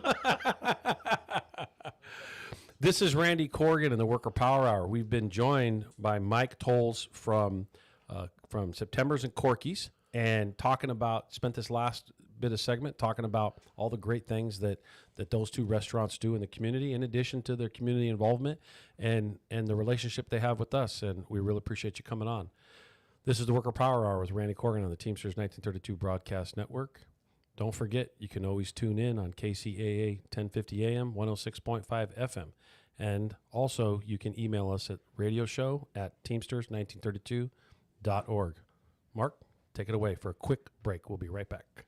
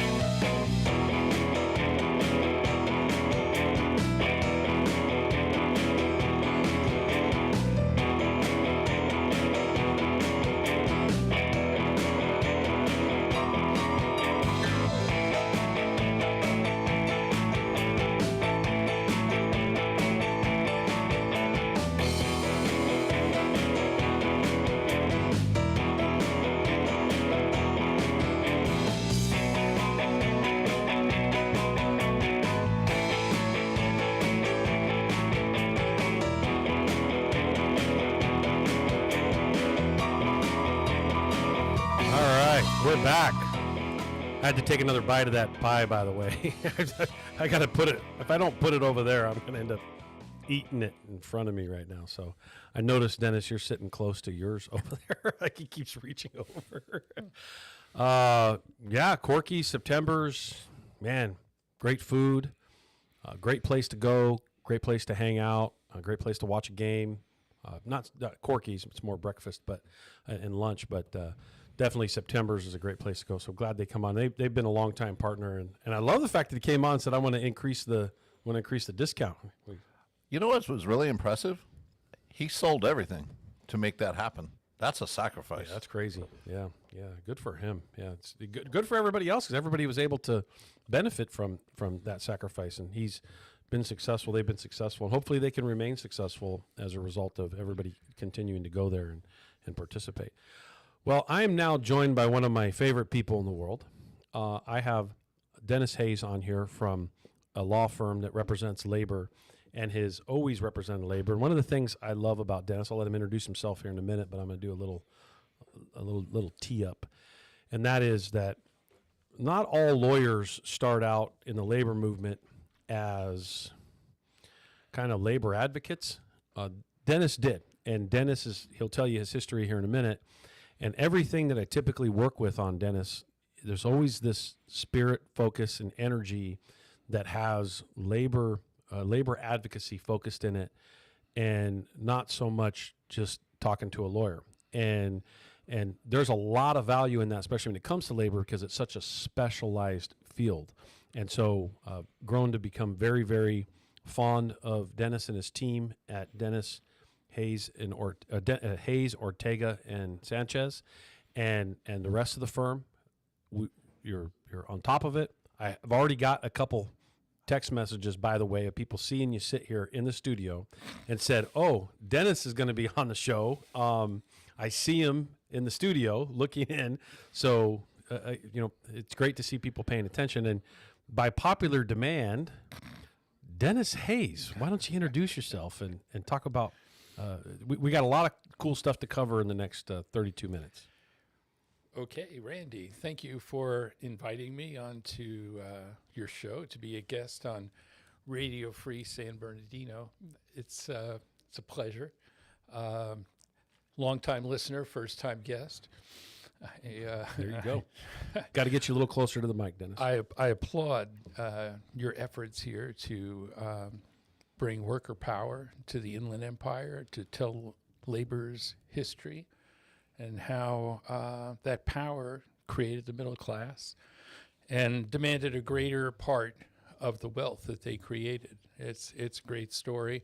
It's not told in schools, but it's told here, and that's important. That's important. Thank you. I don't know. I don't know if I found the labor movement or the labor movement found me. I went when I was in college, undergraduate. I worked for UPS. I loaded trucks at night and went to classes during the evening. It was at a UPS distribution center in Reseda, San Fernando Valley.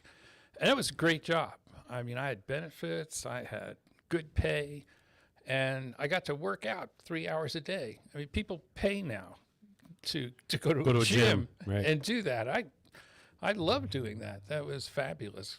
But I did move on. I got married, went to San Diego, and worked for the U.S. Postal Service, and that's where my labor began. We had a new section. It was a computerized forwarding system, and they hired about 60 people all at once, and I was one of them. And I don't know about other sections of the Postal Service, but where I worked, they were the worst employer imaginable. They were really bad.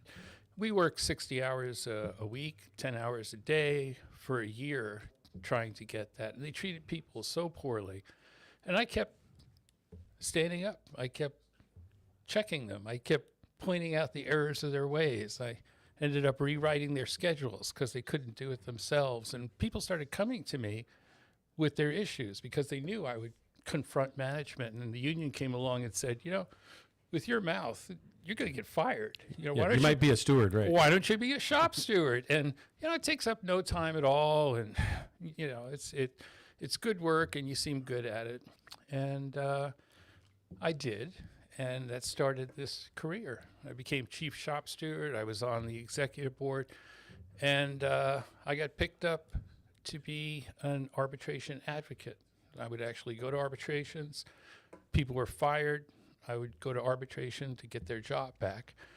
And I did negotiations. I was in Washington, D.C. for 3 months on a master contract. I was one of many tables, the automation table. But I just fell in love with it. I loved arbitrations. I thought it was the most exciting thing imaginable. I loved tearing apart supervisors, arrogant. I was never very good with authority, which is hard to say because I was in the Navy for 4 years and it's pretty much authority. But I just took to the job. It was like it was made for me and I loved it. And I met a lot of attorneys in Washington and I thought, this is something great. I flew back at the end of negotiations and told my wife, well, I'm going to go to law school. She was sure we were going to get arrested because Postal Service doesn't have the right to strike. What they have is what they call binding interest arbitration. And this is while you're bargaining the national contract, correct? Right. And what they had is that if you can't agree on a contract, then it goes out to an arbitrator and you make your pitch to them, and then this arbitrator decides who's right and who's wrong on each of those proposals. Not everything goes to the arbitrator, but the key disputes do. And why, I would say, we talked about worker power, and the Postal Service was afraid. The president of the union was the president of the New York local, And 12 years prior to that, they had gone on strike. And it was illegal at the time. Even though they weren't supposed to. It was illegal. That's how for bad them it got.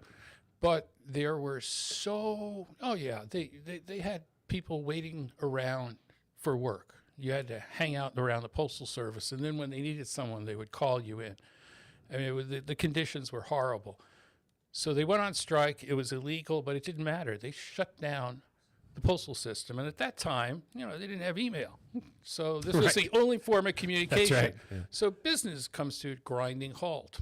That caused seismic changes. They took them out of the public sector and put them in the National Labor Relations Act and before the NLRB.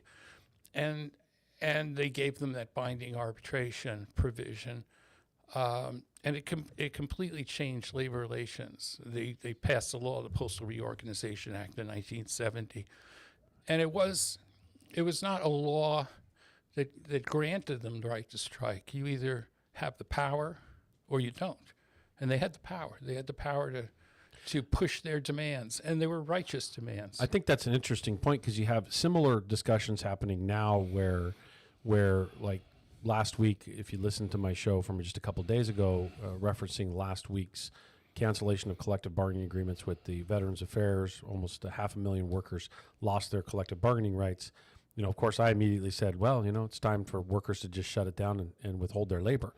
And some would disagree. We can obviously have a robust debate regarding that. But you make an extremely important point here, is that in 1970, you had a situation where workers at the Postal Service who technically didn't have the right to strike, is actually illegal for them to strike, said we've had enough, but because they did it in such unison and such solidarity, in addition to having the leverage and the power, that the employer didn't have a choice but to agree to some terms, correct? Correct. No choice at all.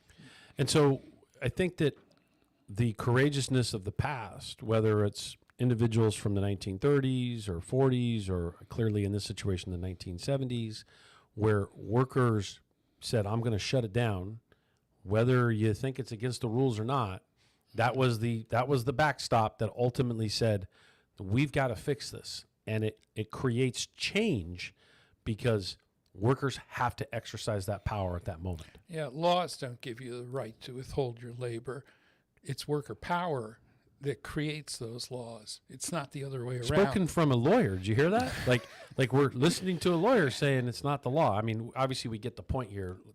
There's stuff grounded in the law, but this is one of the things I appreciate so much about you, Dennis, is you have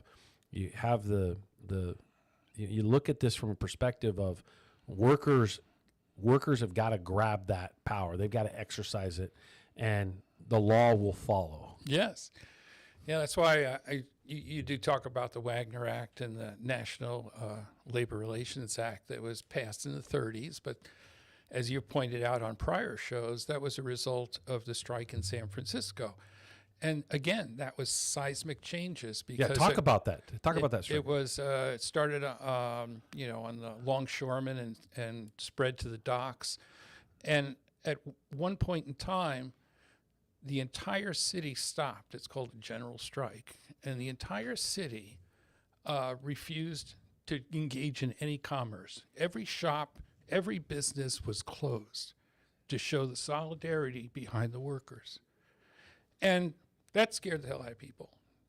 The wealthy were leaving the town. It was a long line. They thought this is it, but it was almost like Armageddon, huh? They're like you're looking around, going, well, "This is creepy."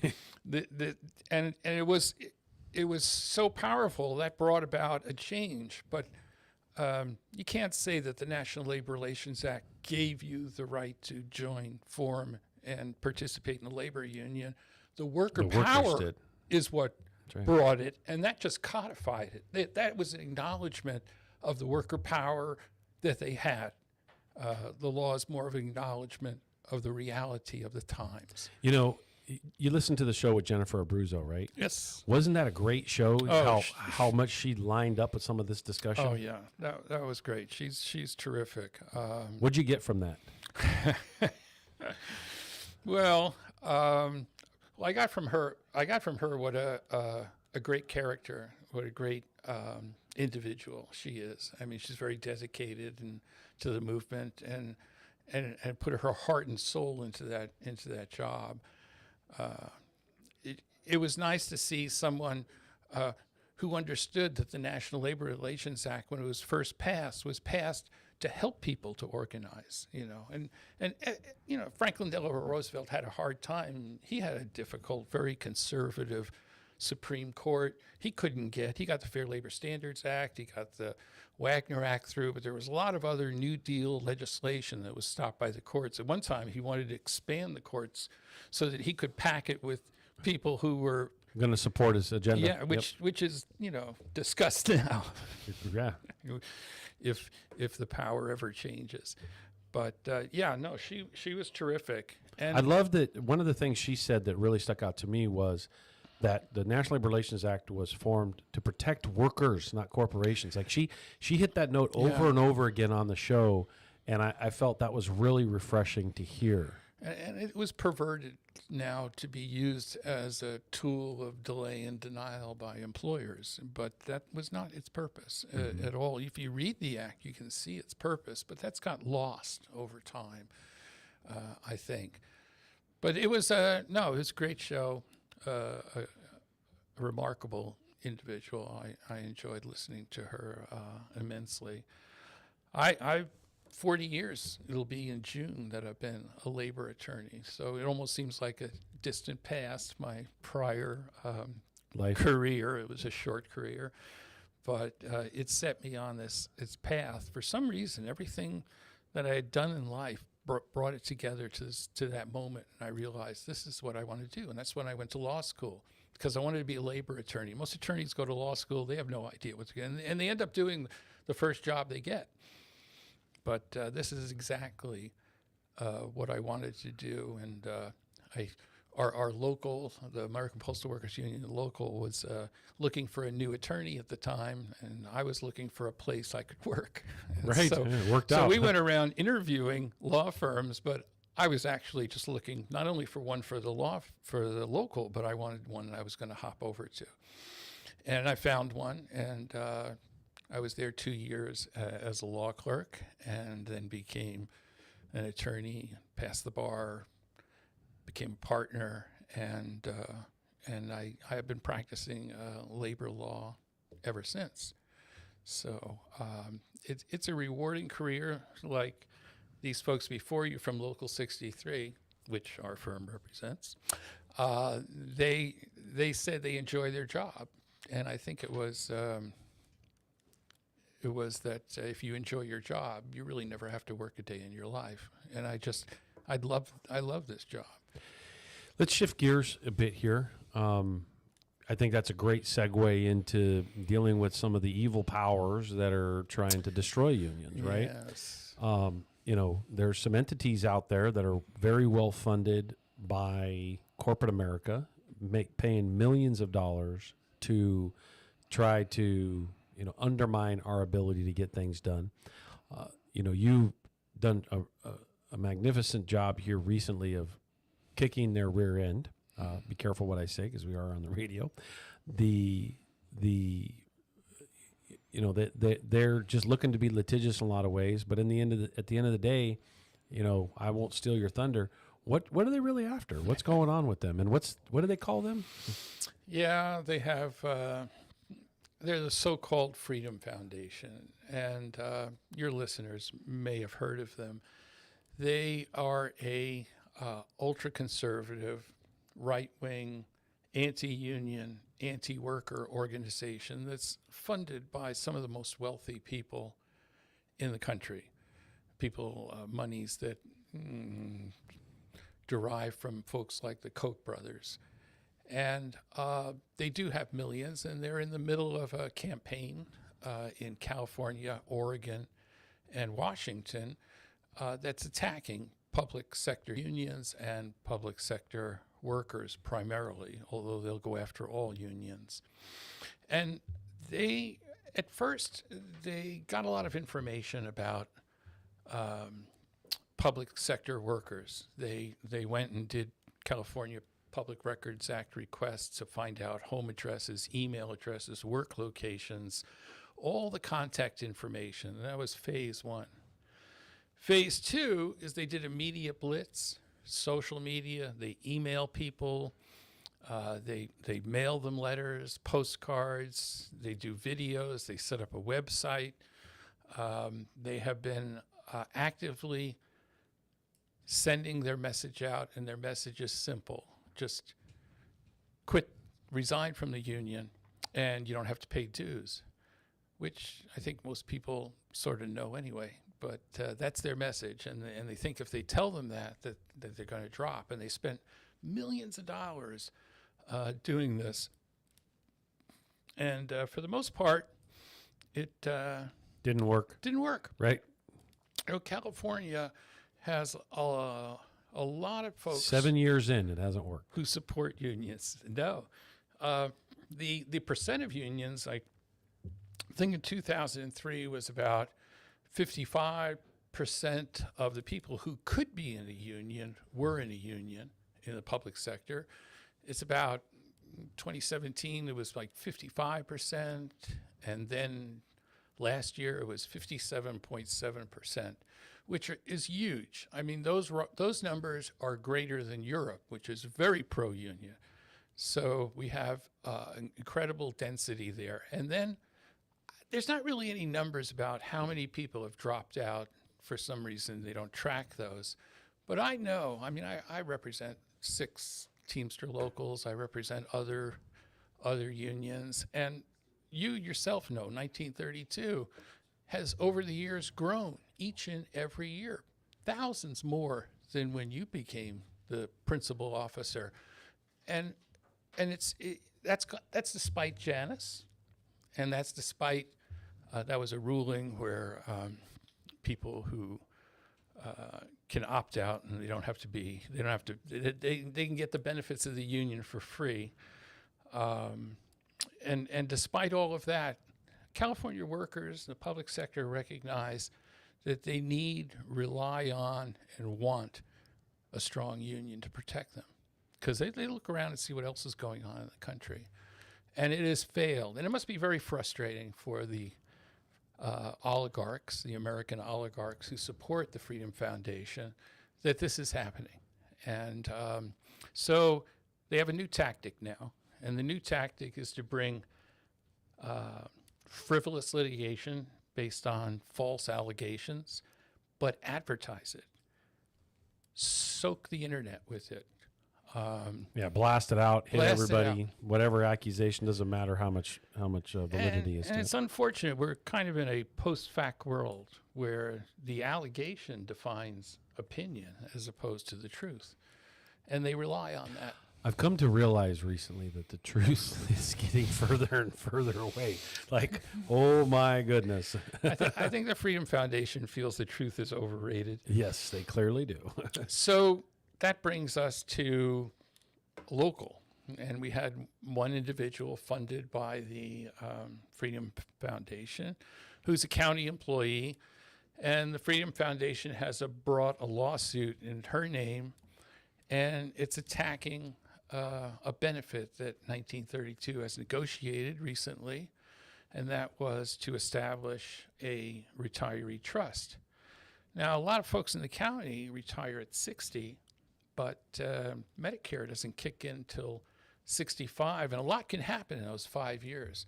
A lot that can drain someone's savings and resources. Statistics show that it drains it. That 7 out of 10 times it drains it completely. Yes. Statistics show between 60 and 65 that if you don't have some sort of retiree medical benefit, that the a catastrophic medical situation will completely drain your 70%. It's insane. Sorry, I just jumped into a statistic. So the county wouldn't fund it themselves. They were worried about unfunded liabilities and whatever. So 1932, under Randy's direction, negotiated this retiree trust, where when you retire from the county in an eligible position, that is bargaining unit represented by the union, you get an amount of money that offsets the cost of this health care. I think it starts out at, is it $700? $750. $750, and then if you have a spouse, then it's another $325. $375. Exactly what he said, and that's what they're attacking. They're to fund this because the county wouldn't. There is 1.5% of salary that's deferred, which means tax-free, deferred and paid to the trust. Well, and that funds it, and people are now relying on that money to pay for their health care. Enter the Freedom Foundation. They said, oh, you're deducting it from non-members. Yeah, but non-members get the benefit too. So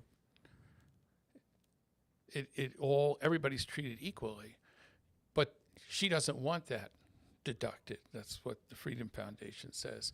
And then you're taking that money and you're doing political ads, you're giving it to politicians. That's their accusation. That's their accusation. And they had no evidence. Absolutely. They brought a complaint that made this allegation on what they call information and belief, which means they have no idea and they have no facts, but they sued anyway. And then they brought a lawsuit. They brought a motion for a preliminary injunction. And that means that they're asking the court, give us everything we want now because we're 100% right. We don't need a trial. We don't need evidence. Just come in and give it to us. And the court said no, denied the motion. And they denied the motion because they said the Freedom Foundation does not have a likelihood of success on the merits.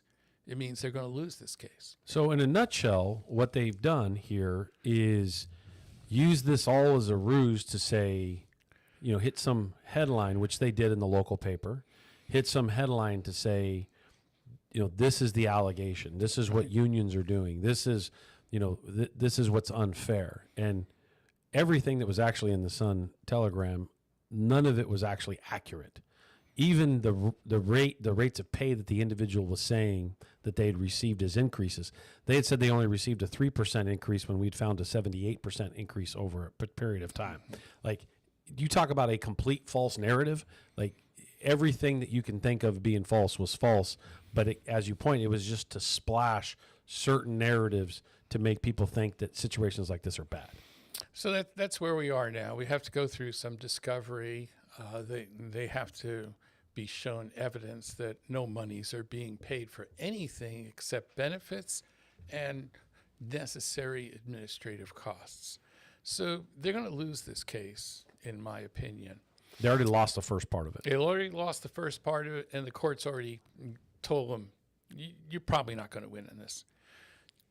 Now, I got to tell you, the attorney's name, who's representing the Freedom Foundation attorney, you can't make this up. His name is Snowball. And yeah, I'm going to say it. I don't think this case has a chance of snowball in hell. But this is not his first loss. This is not his first loss. Let me tell you about one other snowball fight. It was a new employee orientation. Snowball actually led this fight that you're going to talk about? Yes. Oh. And we like Snowball. He led it and lost it. The argument was the county and other public employers have a new employee orientation. So when you're newly hired, if you're a county employee, you probably remember that. They call you in a room and tell you about how county employee is going to be. And then there's some portion of time at the end where the union can come in and tell you about the union benefits, retiree trusts, all of those things, great stuff the union does, to have people sign up and be union members along with their brothers and sisters. Now, not the Teamsters, but there was another union, and I guess at this new employee orientation, they call them NEOs, they were bashing the Freedom Foundation, kind of like I am. And And they said, well, it was all true. we want equal time. We want to be able to go in. So the Freedom Foundation is saying, I want equal time in that meeting. All meetings. I want to go in every NEO. Every union meeting, right? Every NEO meeting, they wanted the Freedom Foundation. And the district court said no. And the Court of Appeals said no. That's not. We can't. You couldn't open this up to everybody who wanted to have it, even though they're not stakeholders. And anybody who wanted to come by and say it, we would have mailing lists or lists of guests 100 long. Yeah, their NEO would take 2 weeks. Right? Wouldn't be an hour. So I read the press coverage on this, and Snowball had a meltdown. He said that. See, I love Dennis's humor, man. Snowball had a meltdown. Snowball melted. He said they didn't even listen to me. They took the government's position, and it's so unfair. Well, yeah, they took the government's position because the government was right. Yeah, and you don't have it. There's no vested interest in the meeting. Yeah. Let me give you one example, and I don't think this was Snowball. Another Freedom Foundation case where when a union goes to organize a group, they get what they call support cards. And the support cards are... This is a good one. An employee who says, I want the union to represent me in all my dealings with the county. And the Freedom Foundation alleged that the signatures on the support cards were forged. And they made a big deal of it. You can look, support cards, forged, Freedom Foundation. You'll get so many articles. They even got an op-ed opinion in the Wall Street Journal about how terrible this is. The problem was, it's not true. They have a thing they call now handwriting experts. Right. They can verify whether or not. And they weren't forged. So they lost that case. Do I have more time for? Yeah, 4 minutes. Okay. Actually, you got about 3. Four. Okay.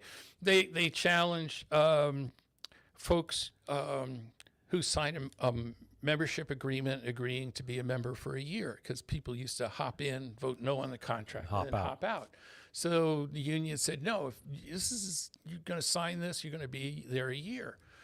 And then Freedom Foundation found somebody who wanted to opt out, and the union said no. And of course, they sued. First Amendment, free speech. They lost that case. Yeah, because they initially signed to opt in. Yep. Another case, there is a neutrality law in California where public employers cannot oppose or encourage people to join a union or have a union. And that makes sense because public employers, board of supervisors, managers are being paid by the public. And I certainly don't want someone I'm paying to talk about something I don't want. So they have the neutrality, which I think is a good idea. They challenge that. Oh, it's freedom of speech for the board of supervisors and the managers. They should be able to express their views about the union. Well, not on the public's dime. And the court said, in your private life, when you go to some prayer breakfast, you can bash the union all you want, but when you're in your official capacity, you have to maintain neutrality. So they challenged that as well, and they lost as well. I think one of the funniest ones is that they set up this website, and the website, you can go on, these people can go on, and automatically you put a few bits of information in, and it generates a letter from the Freedom Foundation telling the union that they're resigning their membership. Well, the Teamsters 117 in Washington decided we're not going to open those. I don't want to open an email from the Freedom Foundation. And so, again, they sued, you're preventing people from leaving. And the court said, no, you can't force people to open mail. They said, they want to open your mail. They're not going to open your mail.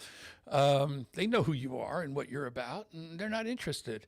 And that was another loss. You will not find these losses on the Freedom Foundation website, because all this is generated. And I just want to leave you with one quick piece of advice.